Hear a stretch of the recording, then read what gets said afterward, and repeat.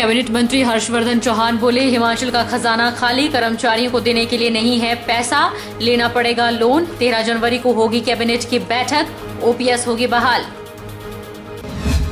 बिजली बिल जमा न करने पर विभाग की बड़ी कार्यवाही, कृषि और वन विभाग के काटे बिजली कनेक्शन, जल शक्ति विभाग को थमाया नोटिस, विद्युत विभाग का 22 लाख से ज्यादा बिजली का बिल लंबित। हमीरपुर शहर में आवारा कुत्तों पर नकेल कसने की मुहिम तेज, एक दिन में आधा दर्जन आवारा कुत्तों की धरपकड़ करके करवाई नसबंदी। हमीरपुर शहर में 400 के करीब आवारा कुत्ते घूम रहे। और हिमाचल में मौसम फिर से हुआ खराब, आसमान में छाए काले घने बादल, लोगों को बंधी बारिश की आस, ठंड से बचने के लिए लोग ले रहे आग का सहारा।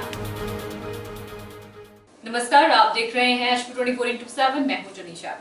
हिमाचल प्रदेश सरकार के पास कर्मचारियों को वेतन तक देने के पैसे नहीं हैं और कर्मचारियों को वेतन देने के लिए सरकार को अब लोन लेना पड़ेगा। ये बात सुखविंदर सिंह सुक्खू के मंत्री हर्षवर्धन चौहान ने बुधवार को शिमला सचिवालय में कार्यभार संभालने के दौरान कही। कैबिनेट मंत्री हर्षवर्धन चौहान ने कहा कि प्रदेश सरकार के सामने काफी बड़ी चुनौतियां हैं। खजाना पूरी तरह से खाली हो चुका है। प्रदेश आर्थिक रूप से कठिनाइयों के दौर से गुजर रहा है। प्रदेश को चलाने के लिए जो दिन प्रतिदिन के खर्चे हैं, उसके लिए भी पैसे नहीं हैं। पूर्व की सरकार ने राजनीति के आधार पर जगह जगह संस्थान खोल दिए हैं और इन संस्थानों को चलाना हो तो 5,000 करोड़ की जरूरत पड़ेगी, जिसको देखते हुए सरकार ने फिलहाल विभागों को डीनोटिफाई किया है। उन्होंने कहा कि प्रदेश की आर्थिक स्थिति ऐसी है कि अब कर्मचारियों को वेतन देने के लिए पैसा नहीं है। जनवरी, फरवरी, मार्च के लिए 1,000 करोड़ का लोन लेना पड़ेगा। प्रदेश पहले ही 75,000 करोड़ के कर्ज के नीचे दबा हुआ है।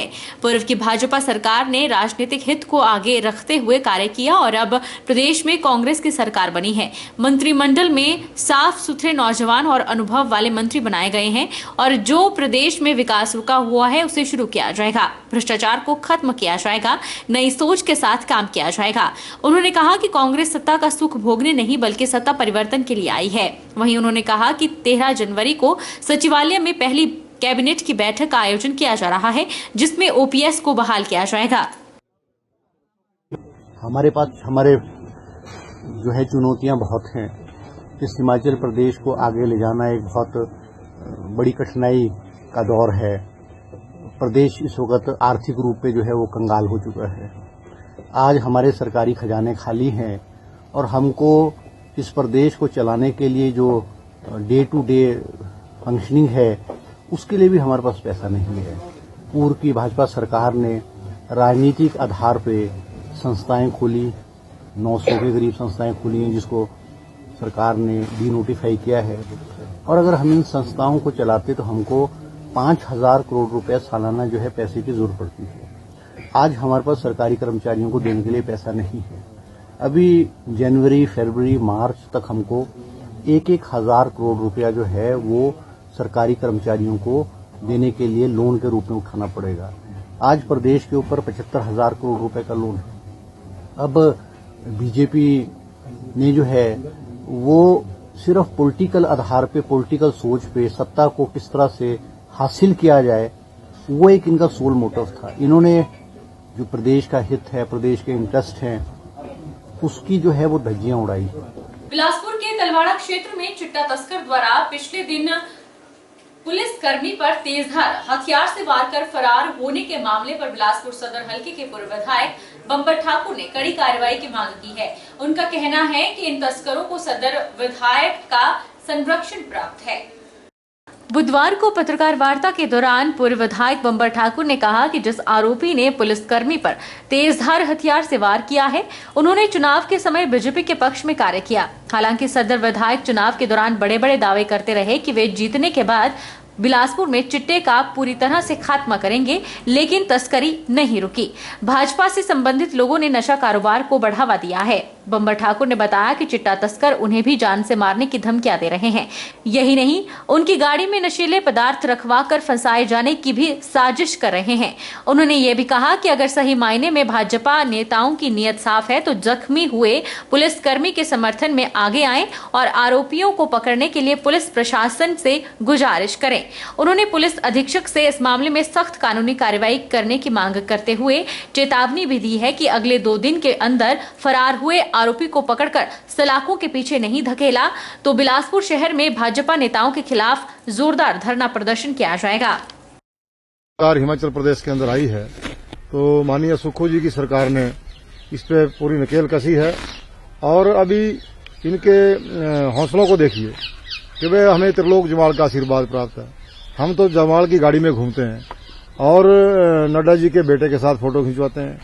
उनके साथ मिलकर के जो है हमारे लोगों के ऊपर हमला किया, तब भी पुलिस ने कोई कार्रवाई नहीं की। अब तो पुलिस के जवानों को चाकू से मार दिया, चाकू से हमला करके पुलिस के जवान को घायल कर दिया। अब भारतीय जनता पार्टी का जिला अध्यक्ष और राष्ट्रीय अध्यक्ष का पुत्र और ये त्रिलोक जमाल क्यों नहीं डिमांड करते कि भाई ये जो है इन चिट्टा तस्करों को पकड़ो। इनके दम के ऊपर जो है वो चुनाव लड़ रहे हैं, फंड जुटा रहे हैं और उन लोगों को आशीर्वाद देकर के जो है पुलिस जवानों को मारने की कोशिश की गई है। हमारा ये कहना है कि हिमाचल प्रदेश के अंदर सरकार बदली है, नशा तस्करों के खिलाफ जो है सख्ती से कार्रवाई होगी और मैं पुलिस प्रमुख से भी ये कहना चाहूंगा कि 2 दिनों के अंदर जो है इन तस्करों को पकड़ो। बिजली विभाग ने समय पर बिल जमा न करने पर कृषि विभाग और वन विभाग के बिजली कनेक्शन काटे हैं, जबकि जल शक्ति विभाग को नोटिस जारी कर जल्द बिल जमा करवाने के निर्देश दिए हैं। बिजली विभाग ने ऐसे करीब 400 उपभोक्ताओं के बिजली कनेक्शन काटे हैं जिन्होंने समय पर विभाग को बिजली बिल जमा नहीं करवाया है। नाहन विद्युत विभाग के एसडीओ केपी सिंह ने बताया कि विभाग ने समय पर बिजली बिल जमा न करने वाले 600 उपभोक्ताओं को नोटिस जारी किए थे, जिनमें से 400 उपभोक्ताओं के बिजली कनेक्शन काटे गए हैं।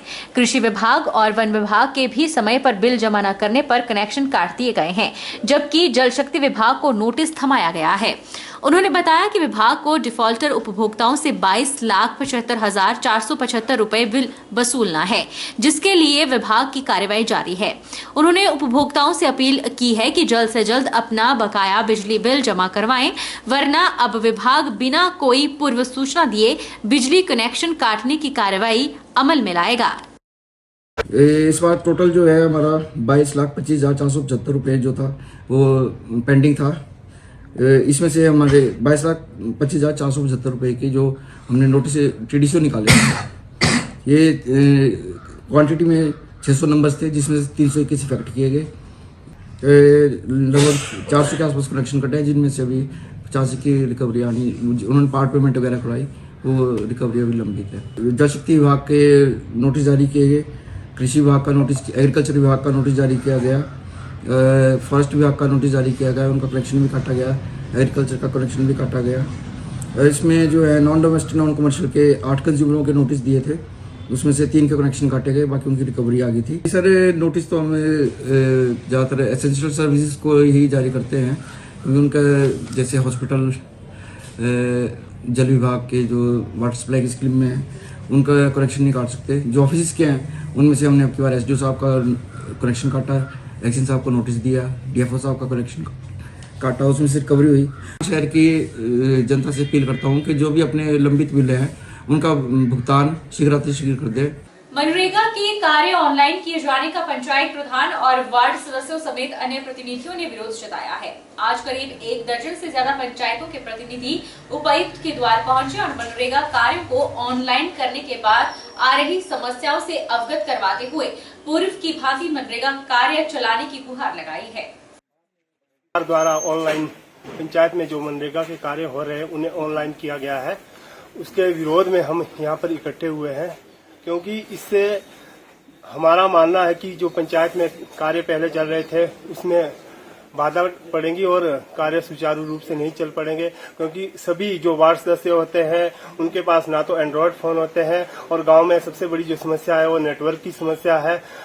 इस तरह से इसमें काम करना मैं तो समझता हूँ बहुत ही मुश्किल काम करना नामुमकिन हो गया है और हम इसमें काम नहीं कर पाएंगे। कई लेडीज हैं वार्ड मेंबर हैं तो उनको एंड्रॉयड फ़ोन चलाना नहीं आता, तो उसमें भी ऑनलाइन अटेंडेंस में दिक्कत आएगी उन्हें। और जैसे कई जगह नेटवर्क प्रॉब्लम होती है तो वहाँ भी दिक्कत ही आएगी इस चीज़ में। तो हम चाहते हैं कि जैसी प्रक्रिया पहले थी वैसी ही रखनी चाहिए। तो हम डीसी साहब से मांग करते हैं कि जो प्रक्रिया पहले थी अटेंडेंस की वही रखी जाए। अगर वो इसको मानते हैं तो ज़्यादा अच्छा है, सभी के लिए अच्छा हो जाएगा। हमीरपुर शहर में आवारा कुत्तों पर नकेल कसने के लिए नगर परिषद के द्वारा मुहिम तेज कर दी गई है। इसी के चलते नगर परिषद ने एक दिन में आधा दर्जन आवारा कुत्तों की धरपकड़ करके नसबंदी करवाई है। नगर परिषद हमीरपुर के कार्यकारी अधिकारी अक्षित गुप्ता ने बताया कि बिलासपुर में कुत्तों को पकड़ने की ट्रेनिंग करवाने के बाद कुत्तों को पकड़ने के लिए काम शुरू कर दिया गया है।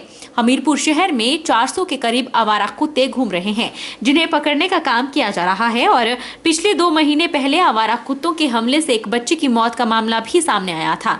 नगर परिषद हमीरपुर के कार्यकारी अधिकारी ने बताया कि बिलासपुर में हमीरपुर नगर परिषद के कुछ कर्मचारियों को कुत्तों को पकड़ने की ट्रेनिंग दी गई है और अब कर्मचारियों ने शहर में 5 से 6 कुत्तों को पकड़ा है। उन्होंने कहा कि कुत्तों के रजिस्ट्रेशन के लिए लोग आगे नहीं आ रहे हैं। शहर के बाशिंदों से उन्होंने अपील की है कि घर में रखे हुए कुत्तों के रजिस्ट्रेशन के लिए नगर परिषद में संपर्क करें और अगर ऐसा नहीं करते हैं तो कानूनी कार्यवाही की जाएगी।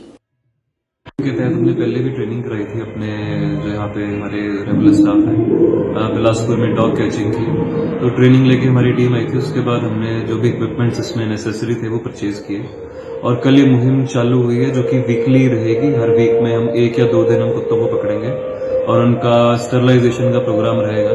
तो कल की मुहिम के तहत हमने 4 कुत्तों को पकड़ा, जिनमें से 3 का ऑपरेशन हुआ। एक जो हमने पिच पकड़ी थी वो प्रेग्नेंट थी तो उसका ऑपरेशन नहीं हो सकता। तो ये मुहिम लगातार चालू रहेगी हर वार्ड में हमीरपुर के, और इसमें कोशिश की जाएगी कि जितने भी स्ट्रे डॉग्स हैं हमीरपुर शहर के उन सभी की स्टरलाइजेशन की जाए ताकि जो पॉपुलेशन है स्ट्रे डॉग्स की बढ़ती पॉपुलेशन है। उधर नगर परिषद के अध्यक्ष ने कहा कि कुछ दिन पहले आवारा कुत्तों ने बच्ची को नोचा था और उसके बाद ही नगर परिषद ने आवारा कुत्तों को पकड़ने के लिए मुहिम चलाई हुई है। उन्होंने बताया कि 5 से 6 कुत्तों को पकड़ा गया है। आवारा कुत्तों को पकड़ने के लिए कर्मचारी काम कर रहे हैं। सर पीछे 2-3 महीने एक बच्ची को काट लिया गया था आवारा कुत्तों द्वारा, तो उसके बाद हमने मतलब ये मुहिम चालू की है। हमने कुछ अपने जो सफाई कर्मचारी हमारे जो वर्कर है उनको हमने बिलासपुर में ट्रेनिंग भी दिलाई और उसके बावजूद हमने अब जो है वो उनका मुहिम चलाई हुई है कुत्तों पकड़ने की। तो पिछले कल भी हमने अपने आदमी भेजे हुए थे, उन्होंने 5-6 कुत्तों को पकड़कर स्टरलाइज करवा दिया है। आगे भी हम हफ्ते का 1 दिन तय रखा हुआ है कि हफ्ते के 1 दिन में हमने यही काम करना है और ये रेगुलर हम करते रहेंगे। रुकेंगे छोटे से ब्रेक के लिए।